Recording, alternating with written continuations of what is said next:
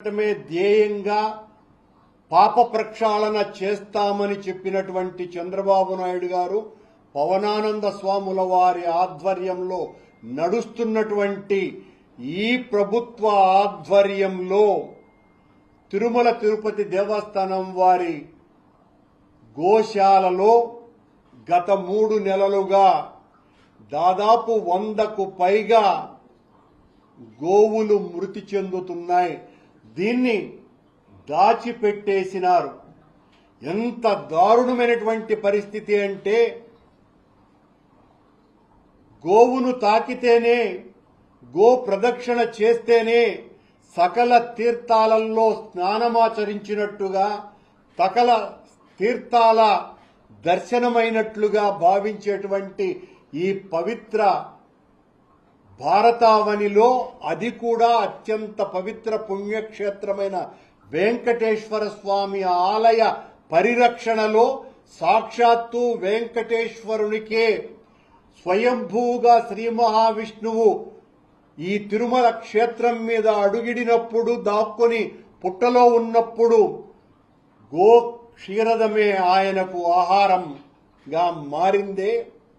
ఆ గోవును పరిరక్షించటానికే, ఆయన కాపాడటానికి ఆ రోజున ఓ గొల్ల వ్యక్తి ఆ ఆవును కొట్టడానికి పోతే గొడ్డలితో దాన్ని రక్షించటానికి పోయి సాక్షాత్తు శ్రీ మహావిష్ణువుకే గాయమైనటువంటి సంఘటన మన పురాణాలన్నీ తెలుపుతున్నాయి.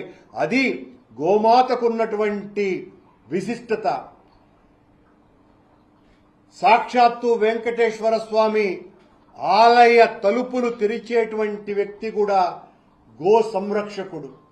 అంతగా గోవులతో అన్యోన్య బాంధవ్యం ఉన్నటువంటి తిరుమల క్షేత్రంలో, అది నడిపేటువంటి గోశాలలో గోవుల దుస్థితి ఎలా ఉంది అంటే మీరు చూడండి. చనిపోయినటువంటి ఆవులు ఎన్ని ఉన్నాయో, మచ్చుకు కొన్ని మాత్రమే గత 3 నెలలుగా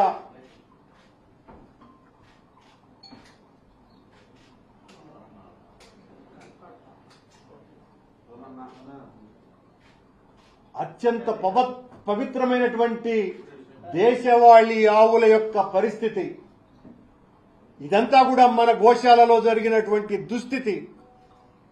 భగవంతునితో సమానమైనటువంటి గోవులకు పట్టినటువంటి గతి. మచ్చుకు కొన్ని మాత్రమే. ఇవి మా పరిశోధనలో దొరికినటువంటివి మాత్రమే. ఇవి కాకుండా ఎన్నో ఆవులు మరణించినాయి. దిక్కుమొక్కు లేకుండా వాటిల్ని కనీసం పోస్ట్ మార్టం చేయకుండా ఎందుకు చచ్చిపోయినాయో అనేటువంటి విషయాలను కూడా మరుగున పరిచి దాదాపు ఈ 3 నెలల్లో దాదాపు 100కు పైగా దేశవాళీ ఆవులు మరణించినాయి.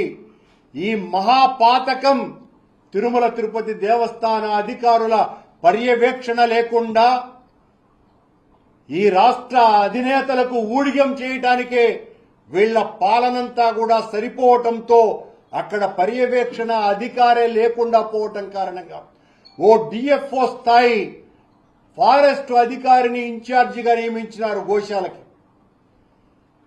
ఆ గోశాలకు నియమించినటువంటి అధికారికి గోవుల పరిరక్షణకు ఏ రకమైనటువంటి సంబంధము లేదు. ఈ రకంగా ఇంత దారుణాలు జరుగుతున్నాయి. వీట్ల మీద వెంటనే విచారణ జరిపించాల్సినటువంటి అవసరం ఉన్నది.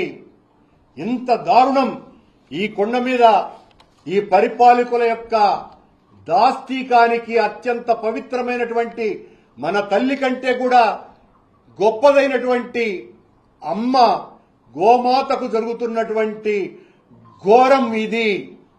సనాతన వైదిక సంస్కృతి సాంప్రదాయాలలో గోవుకున్నటువంటి స్థానం అపూర్వమైనటువంటిది. వేదభారతి గో విజ్ఞానానికి, గోవుపై ఆధారిత వ్యవసాయానికి పెద్దపీట వేసింది తరతరాలుగా. ప్రకృతి పరిరక్షణకు ఆవు పేడతోనే అలకాలని మన పెద్దలు చెప్పినారు. ఆవు పేడ వల్ల క్రిమికీటకాదులు దూరమవుతాయి, పవిత్రత సిద్ధిస్తుంది. గోమూత్రం ఆరోగ్యప్రదాయకం. గృహాదులు నిర్మించుకున్న, పండుగ పబ్బాలు జరుపుకున్న ఆ ప్రాంతంలో గోవు తన దూడతో గ్రాసాన్ని తింటేనే ఆ గృహమంతా పావనమైపోతుంది అన్నటువంటి భావన మన హిందువులది. సకల దేవతా స్వరూపమైన గోవు తల్లితో సమానమైనటువంటిది. అందుకే తల్లిపాలు అందని పసిపిల్లలకు అమృతం గోక్షీరం. వేదం గోవు యజమాని పట్ల చాలా వాత్సల్యంతో ఉంటుందని తెలియచేసింది కూడా. ఇంతగా గోవు పట్ల సనాతన ధర్మం మనకు బోధిస్తున్నది. గోవు యజమాని కుటుంబంలో ఎవరికైనా కూడా అనారోగ్యం సంభవిస్తుంది అంటే ముందుగానే తెలుసుకొని ఆ గోవు అడవుల్లో వనమూలికల్ని, తృణాల్ని తిని ఆ మూలికల ద్వారా నాణ్యమైనటువంటి ఆరోగ్యానికి ఆ ఇంటికంతా కూడా అందజేస్తుంది అన్నది చారిత్రక పరిశోధనల వలన హిందూ ధర్మం యొక్క నమ్మకంగా, అది అందరి విశ్వాసంగా భాసిల్లుతున్నది. అంతటి ఉన్నతోన్నతమైనటువంటి స్థానమున్న మన భారతావని సంస్కృతిలో స్థానం సంపాదించుకున్నటువంటి గోవు యొక్క దుస్థితి వెంకటేశ్వర స్వామి ఆలయాల్లో జరుగుతున్నటువంటి పరిస్థితి ఇది.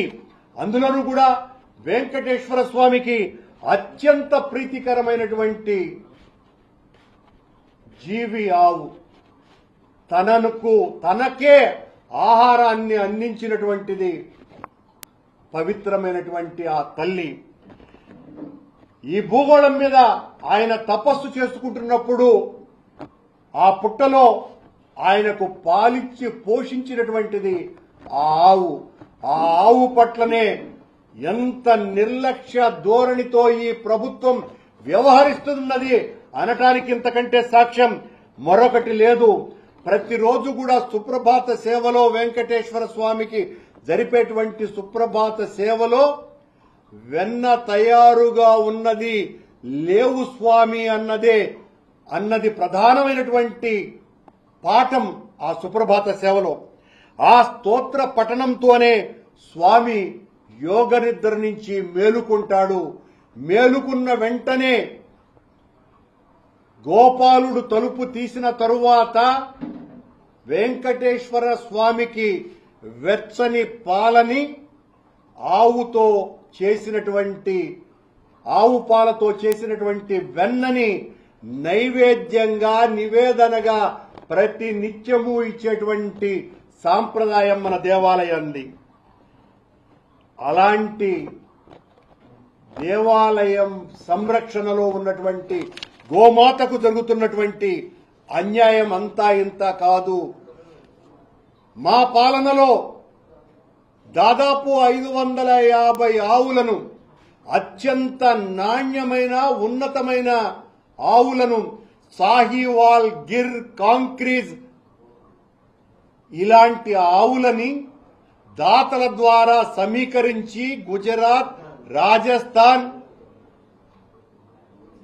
ఇలాంటి పంజాబ్ నుంచి ఆ ఆవులను దాతల ద్వారా సమీకరించి వెంకటేశ్వర స్వామికి అనునిత్యము 1500 లీటర్ల పాలును అన్నప్రసాదాల వినియోగం కోసమని, అక్కడ జరిగేటువంటి అనేక కైంకర్యాల కోసమని ఈ స్వచ్ఛమైనటువంటి ఆవులతోనే స్వామివారికి నివేదన చెయ్యాలా అన్నటువంటి మహత్తరమైనటువంటి ఆలోచనతో మా జగన్మోహన్ రెడ్డి గారి పాలనలో ఆలోచన చేసి 550 ఆవులని రైల్వే మంత్రితో నేరుగా ఆనాటి అధికారులు చర్చించి రైల్వే వ్యాగన్ల ద్వారా వాటిని ఇక్కడికి తరలించి వాటిల సంరక్షణ కోసమని పెద్ద ఎత్తున మేము కార్యక్రమాలు చేస్తే ఆ ఆవులకు పుట్టిన దూడలు, ఆ ఆవుల దుస్థితి ఈ రకంగా ఉన్నది.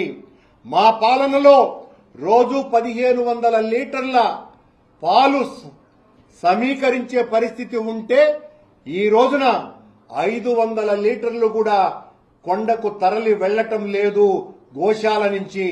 ఇది పరిస్థితి.